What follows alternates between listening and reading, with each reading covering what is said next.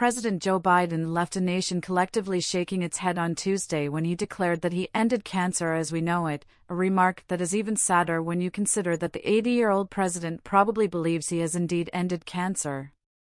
Either way, Wednesday's press briefing should prove to be a hoot when White House Press Secretary Karine Jean-Pierre takes on the task of explaining why he would say such a thing while speaking from the executive mansion on expanding access to mental health care. You know, in the last 2 State of the Union addresses, I've laid out what I call the Unity Agenda. It is made up of 4 big things that we're going to do together as a nation.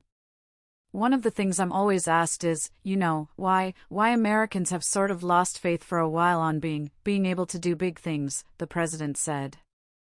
If you could do anything at all, Joe, what would you do? I said I'd cure cancer, he continued. And they looked at me like, why cancer? Because no one thinks we can, that's why. And we can. We ended cancer as we know it. Interestingly, the White House transcripts of Biden's speech reads, "We can end cancer as we know it."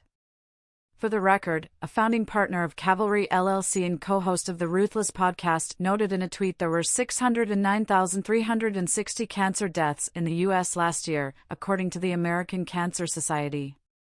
Omri Sarin, who advises Senator Ted Cruz, Republican Texas, on national security, asked, who is briefing him and what are they telling him and why haven't adults intervened?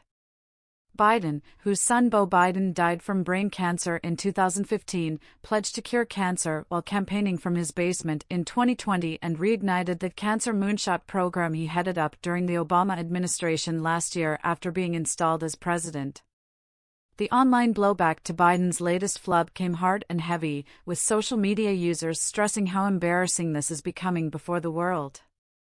Here's a quick sampling of some of the responses to the story seen on Twitter.